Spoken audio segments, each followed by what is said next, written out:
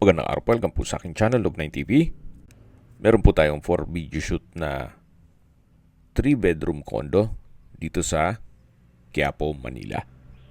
Sa ngayon, ito na munang video ni owner ang gagamitin natin para at least may idea na kayo sa mismo property. Ang pangalan po ng condominium ay Isabel de Hidalgo Condominium. Ito po ay nasa Quiapo mismo. May floor area na 48 square meters. May 3 bedrooms. Ito po'y furnished. Then may dalawang split type aircon. Ito po'y titulado. Buhay po ang may-ari. Kaya wala po kayong maging problema sa documentation o sa transfer ng title. Nandito na po tayo sa loob kung saan ito po yung kitchen na may countertop, may range hood, may aluminum screen door na po itong main door. Then may wall-mounted cabinet.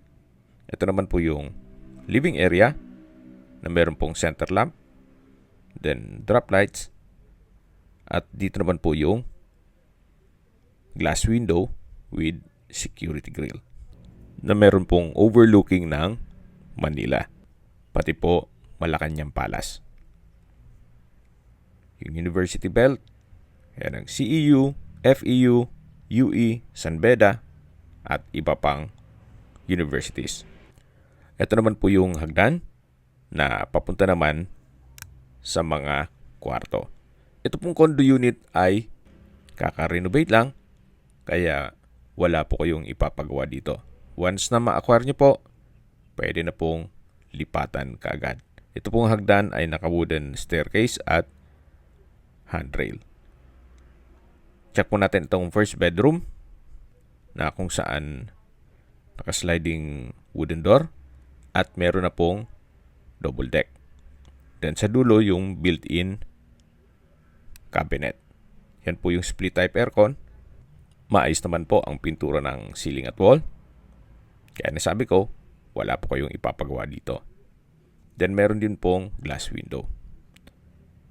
At dyan naman po yung balkonahe. Pero bago natin check yan, dito po muna tayo sa pangalawang kwarto. Na kung saan meron pong bed frame and mattress. Then sa pintura, maayos din po. So far, wala kayong papagawa din dito. Then meron pong exhaust fan at split type aircon.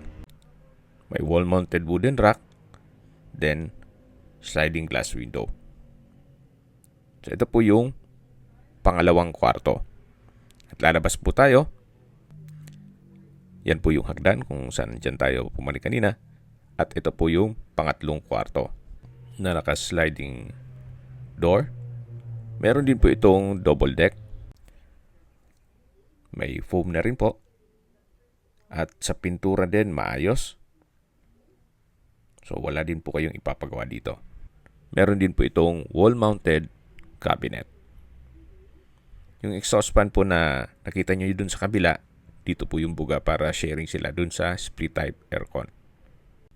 So ito po yung third bedroom, yan yung hagdan. At dito naman po yung access door papunta dito sa balkonahe na kung saan napakaganda po ng view.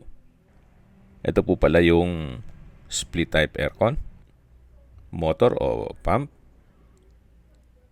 Tungayan nyo po ulit. At habang pinagmamasdan nyo po ito, pag-usapan na natin ang presyo.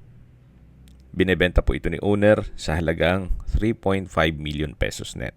Ibig pong sabihin, si buyer po ang sasagot sa lahat ng taxes at expenses with regard to documentation. Kung may mga katanungan po kayo, tawag lang po kayo sa aking numero. At sa mga kababayan naman natin na nasa ibang bansa, meron po akong Telegram. Sa mga iPhone user naman, may iMessage. Meron din pong Imo, Skype, Viber, at WhatsApp.